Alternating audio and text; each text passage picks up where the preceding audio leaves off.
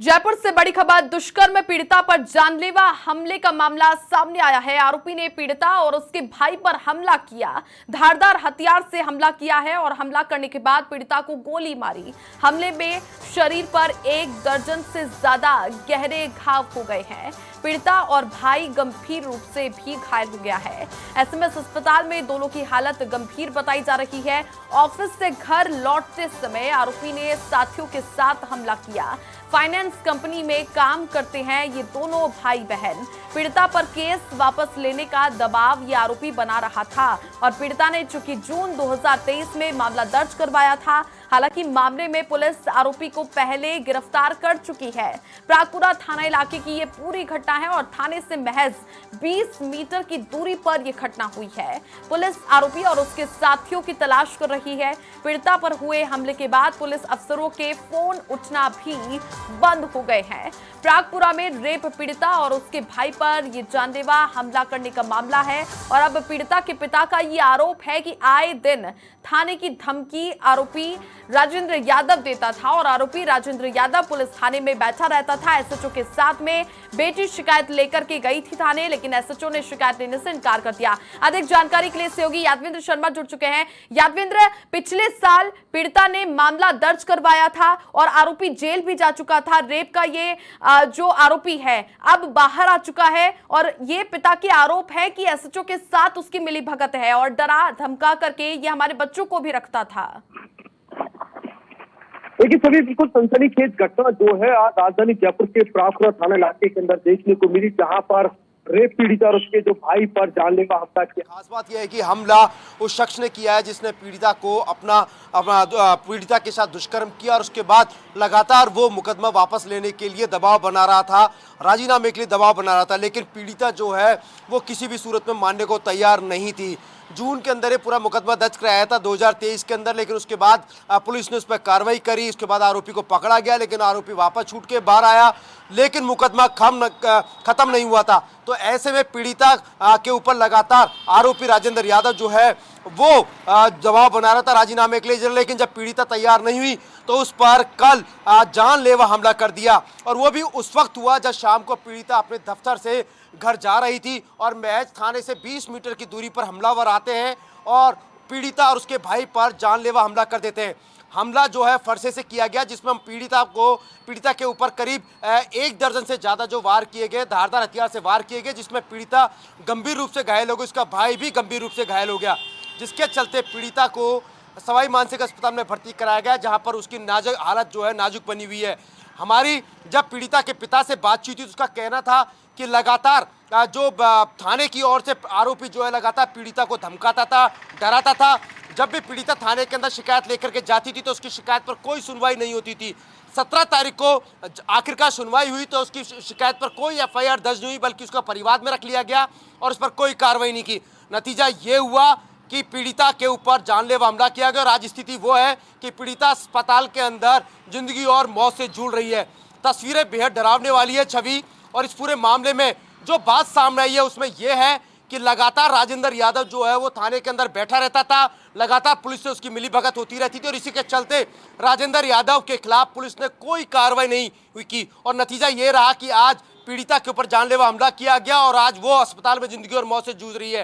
हालांकि इस मामले में हमारी उच्च अधिकारियों से बातचीत हुई। सबसे पहले हमने आईजी उमेश चंद दत्ता जी से बातचीत करने की कोशिश की, उसके बाद एसपी वंदिता राणा से, लेकिन बड़े ही शर्म की बात है। देखिए, कम से कम 4 से 5 फोन मिलाए जाने के बावजूद ना तो आईजी ने फोन उठाया और ना ही एसपी के यहाँ से कोई जवाब मिला। यानी उनको पता है कि कहीं ना कहीं पुलिस की बड़ी लापरवाही है, घोर लापरवाही है, जिसके चलते आज पीड़िता को इस कदर ये सितम जो है वो झेलना पड़ रहा है। हालांकि हमारी इस पूरे मामले में डीजीपी से बात हुई, यूआर साहू से हमारी बातचीत हुई, तो उनका कहना है कि पिता का जो आरोप है उस आरोपों के तहत अगर किसी भी पुलिसकर्मी की लापरवाही पाई जाती है या आरोपी के साथ मिलीभगत पाई जाती है तो निश्चित तौर पे उस संबंधित पुलिसकर्मी के खिलाफ शिकायत होगी। अगर एसएचओ के खिलाफ भी कोई मिलीभगत पाई जाती है तो निश्चित तौर पे उसके खिलाफ भी सख्त से सख्त कार्रवाई होगी। लेकिन इस घटना के बाद लगातार हम बात कर रहे थे कि महिला अत्याचार को लेकर के, महिलाओं के साथ दुराचार को लेकर के, महिला सुरक्षा को लेकर के, आखिरकार कहाँ है महिला सुरक्षा, यह अपना आप में बड़ा सवाल खड़ा होता है। बिल्कुल छवि। बिल्कुल यादवेंद्र, जिस तरह से तस्वीरें दर्शक भी देख रहे हैं काफी भयावह है। आए दिन यदि ऐसी ही तस्वीरें आती रही, पुलिस की कार्यशैली पर भी सवाल उठते हैं। और यदि ऑफिस से घर लौटते समय इस तरह की ये घटना हो जाती है लड़की के साथ, उसका भाई भी इसमें शामिल है, यदि भाई पे भी जानलेवा हमला किया गया है, उसके पास बंदूक से भी गोलियाबारी है, फायरिंग भी की गई है, उसके पास बंदूक भी है, इसको लेकर क्या जानकारी कि उसके पास आखिर ये हथियार आए कहां से? देखिए छवि, जब पीड़िता जब अपने घर जा रही थी, काम खत्म करके सैटरडे संडे अमूमन शाम को घर चले जाते हैं, क्योंकि आज रविवार का दिन था। पीड़िता अपने भाई के साथ घर जा रही थी वहां पर, और उसके ऊपर यह हमला होता है, वो भी थाने से महज 20 मीटर की दूरी पर, देखिए। और ये हमला इस तरीके से किया कि उनका मकसद था पीड़िता को मार के डालना। और देखिए, पीड़िता के ऊपर धारदार हथियार से वार किया गया, फरसे से वार किए गए, वार इस कदर किए गए हैं पूरा शरीर जो है लहूलुहान हो गया। जाने के बाद जब हमला कर रहे थे, उस दौरान बदमाशों ने इस पूरे मामले में पीड़िता के ऊपर एक गोली भी चलाई, जिससे उसके पैरों में गोली भी लग गई। हालांकि बदमाशों को यह लगा था कि पीड़िता पूरी तरीके से मर चुकी है, उसकी डेथ हो चुकी है, उसके बाद बदमाश यहाँ से फरार हो गए। तो ऐसे में अधमरा छोड़ करके, मरा हुआ समझ करके बदमाश यहाँ से चले गए। भाई जो था, भाई जान बचाने के लिए थाने तक भागा, लेकिन बड़े शर्म की बात है कि जब एक घटना हो जाती है, वो भी थाने से महज 20 मीटर की दूरी पर, तो वहां पर पुलिस ने कोई मदद नहीं करी। 20 मीटर की दूरी पर अमूमन ये देखा जाता है कि थाने के पास कोई भी घटना होती है तो पुलिस तुरंत वहां पर लौट आती है। और जब इस तरह का हमला हुआ, हमले के दौरान पीड़िता चीख रही थी, चिल्ला रही थी, उसका भाई भी चीख रहा था, चिल्ला रहा था, लेकिन किसी ने नहीं सुना।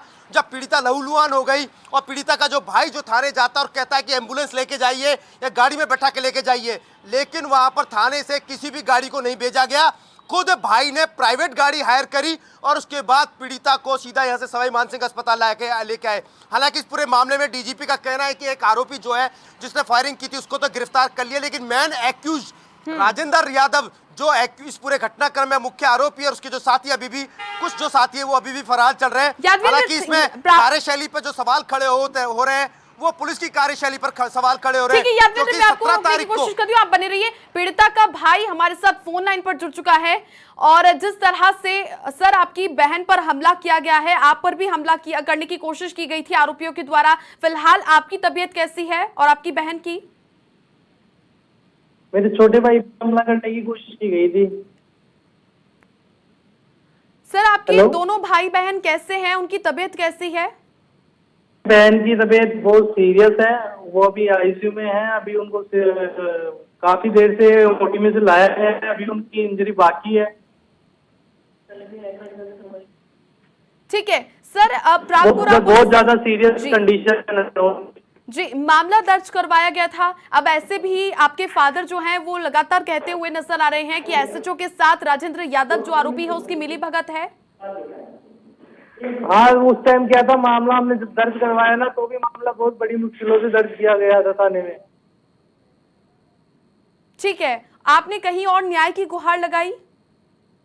न्याय की गुहार मैम वहीं लगाई थी हमने, तो वहाँ पे उस व्यक्ति को सजा भी हुई थी। एक बार तो उसको रेप के केस में सजा भी हुई थी, फिर वो जमानत पे वापस आ गया। और फिर उसके बावजूद उसने दोबारा से उस लड़की को गलत करने की कोशिश की, पर उसकी हमने दोबारा एफआईआर कराई, फिर भी कुछ नहीं हुआ। अब तिवारा इस लड़की की ऐसी हालत कर दी कि आज ये मौत की किताबें सो रही है एक तरीके से। सर कोई क्या आपको पता है कि राजेंद्र यादव जो आरोपी है वो क्या काम करता है?